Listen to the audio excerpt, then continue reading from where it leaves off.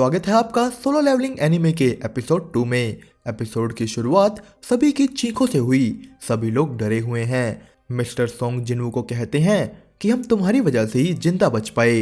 पर यहाँ जिन्वू ने देखा कि अटैक में मिस्टर सोंग ने अपनी एक बाजू खो दी। वो उनकी ब्लीडिंग रोकता है। जूही उन्हें हील नहीं कर सकती क्योंकि वो बहुत डर चुकी थी। जूही चाहे एक बी रैंक हीलर है पर वो कमजोर दिल की भी थी और इसी वजह से वो कभी भी हाई रैंक रेट्स पर नहीं जाती। मिस्टर सोंग कहते हैं कि मैं भी बहुत बी रैंक रेट्स पर गया हूँ पर ये चीज शायद ए भी नहीं एस रैंक है। उन्होंने जिन्वू को बताया कि यहाँ एक स्टोन पर 3 कमांड लिखी हुई थी।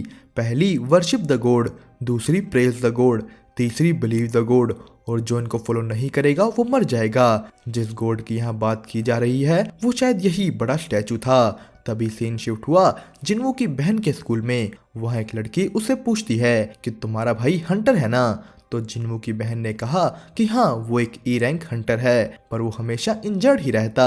इधर डंजन में एक हंटर वहां से भागने की तैयारी करने लगा। उसने सोचा कि वो हाई स्पीड से यहाँ से निकल जाएगा पर ये उसकी एक गलती थी। बड़े स्टैचू ने एक ही पल में उसे मिटा डाला। जिन्वू सोच में पड़ जाता है कि आखिर करें तो करें क्या। उसके दिमाग में वही 3 कमांड्स आई जिसमें पहली थी वर्शिप द गॉड। जिन्वू स्टैचू के आगे सीधा खड़ गया। स्टैचू जैसे ही जिन्वू को मारने लगा जिन्वू झुक गया। वो सबको कहता है कि स्टैचू की तरफ अपना सर झुकाओ। सबने उसके आगे सर झुकाया। पहली कमांड का मतलब यही था। सबको अपने आगे झुके देख वो स्टैचू हंसने लगा। पार्क नाम का हंटर खुश हो खड़ा हो गया कि हम बच गए। उसको देख बाकी भी खड़े हो गए पर साथ ही साथ वो स्टैचू भी खड़ा हो गया। जिन्वू को कुछ समझ नहीं आ रहा। वो कहता है दूसरी कमांड फॉलो करो, हमें इसकी प्रेयर करनी होगी। एक हंटर जिसे प्रेयर करनी आती थी वो आ गया प्रेयर करने लगा पर जिन्वू को तभी समझ आया कि ये हंटर किसी और भगवान की प्रेयर कर रहा है ना कि इसकी। स्टैचू ने उस हंटर को मार डाला। सभी लोग भागने लगे। तभी हंटर पार्क को जिसकी बीवी प्रेग्नेंट थी साइड में खड़े स्टैचू ने मार दिया। जिन्वू सोचता है कि आखिर हम इसकी प्रेस कैसे ही करें। वो जूही को भी नहीं छोड़ सकता था। तभी उसे कुछ स्टैचूज दिखे म्यूजिकल इंस्ट्रूमेंट के साथ। हंटर्स जब उसके आगे खड़े तो वो म्यूजिक बजाने लगे। जिन्वू जूही को एक स्टैचू पर खड़ा दूसरे स्टैचू पर जाने लगा पर बड़ा स्टैचू उसके पीछे पड़ गया था। वो बड़ी मुश्किल से उससे बचा तो दूसरे स्टैचू ने उस पर हमला कर दिया। जिन्वू बचते बचाते रेंगते हुए म्यूजिकल स्टैचू के पास पहुंचता है। वो स्टैचू गाने लगा। बड़ा स्टैचू जाकर अपनी जगह पर वापस बैठ जाता है पर इन सब में जिन्वू ने अपनी एक टांग गवा दी थी। जूही उसे हील करने लगी पर वो भी अपनी लिमिट पर ही है। बहुत सारे हंटर्स मर गए। किम इस सब चीजों का जिम्मेदार मिस्टर सोंग को ठहराता है कि यही हमारा लीडर था। तभी वहां बीच में एक अल्टर बन गया। इस अल्टर पर भगवान को किसी चीज की बलि चढ़ानी होती है, मतलब उनमें से किसी को अपने आप को सेक्रीफाइस करना होगा। किम कहता है मिस्टर सोंग तुम अपने आप को सेक्रीफाइस करो, तुम ही इस सब के जिम्मेदार हो। मिस्टर सोंग भी अपनी बलि चढ़ाने को मान गए। वो जैसे ही अल्टर के पास गए वहाँ एक येलो फायर जल गई। जिन्वू बाकी हंटर्स को कहता है कि मुझे अल्टर के थोड़े पास ले चलो। वो तीनों जैसे ही पास में गए 3 और येलो फायर जल गई।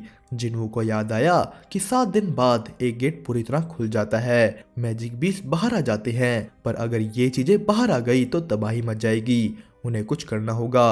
वो किम और जूही को भी अपने पास बुलाता है। उन दोनों के आते ही वहां 2 और येलो फायर जल गई पर साथ ही साथ कुछ ब्लू फायर्स भी। डंजन का डोर खुल गया। खड़े हुए स्टैचू जिंदा हो उनकी तरफ बढ़ने लगे। जिन्वू सबको कहता है कि इन स्टैचूज की तरफ देखो, जब तक तुम इनकी तरफ देखते रहोगे ये आगे नहीं बढ़ेंगे। एक लेडी हंटर ज्यादा देर तक स्टैचू की ओर नहीं देख पाई। वो डरकर दरवाजे के बाहर चली गई। उसके बाहर निकलते ही दरवाजा थोड़ा सा बंद हुआ। दरअसल ये ब्लू फ्लेम्स टाइम के साथ बुझ रही थी और येलो जब कोई अल्टर से बाहर जाता उन्हें यहीं पर खड़े रह अपना बिलीव इस गॉड को शो करना होगा। पर एक और हंटर डर के मारे बाहर भाग गया। जिन्वू कहता है कि अब हम और नहीं हिल सकते, हमें स्टैचूज को देखते रहना होगा वरना स्टैचूज हमें मार देंगे। किम यहाँ कहना शुरू करता है कि जिन्वू क्या हुआ अगर हमारे यहाँ खड़े रहते हुए ही ये दरवाजा पूरी तरह बंद हो गया, हम यहीं फंस जाएंगे। मैं सच कहूँ तो आज हम तुम्हारी वजह से जिंदा हैं पर मैं और यहाँ नहीं रुक सकता। घर पर मेरा परिवार मेरा इंतजार कर रहा है। किम भी वहां से चला गया। स्टैचूज उनकी ओर बढ़ने लगे। मिस्टर सोंग जिनवू को कहते हैं कि तुम और जूही भी निकल जाओ, मैं यहाँ रुकता हूँ। पर जैसे ही उन्होंने जूही को जिनवू को ले जाने को कहा, जूही की टांगें काम करनी बंद कर गई। उसने जिनवू को हील करने में ही सारी एनर्जी लगा दी थी। अब जूही को बचाने के लिए जिनवू कहता है कि मिस्टर सोंग आप जूही को लेके यहाँ से निकल जाओ। जिनवू जूही को वो ई रैंक स्टोन दे देता है कि जाओ बाहर कुछ खा लेना। मिस्टर सोंग ने जूही को बेहोश किया और उसे ले निकल गए। अब सभी स्टैचूज जिनवू की ओर बढ़ रहे थे। वो तलवार ले उनके आगे खड़ा, पर स्टैचूज के वारों का जिनवू के पास कोई जवाब नहीं। उन्होंने उसकी बाजू काट डाली। जिनवू मरने की हालत में है। वो बस यही सोच रहा था कि भला परिवार तो मेरा भी है, घर तो मुझे भी जाना है। स्टैचूज ने जिनवू को मार डाला। मरते मरते उसके मुंह से बस यही निकला कि मुझे नहीं मरना, काश काश बस मुझे एक और मौका मिला होता। तभी लास्ट ब्लू फायर बुझी और जिनवू के आगे एक स्क्रीन आ गई।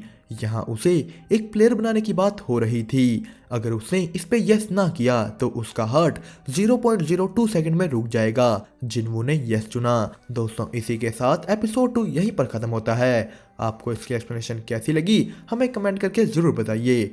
वीडियो पसंद आई हो तो वीडियो को लाइक और चैनल को सब्सक्राइब करना मत भूलना।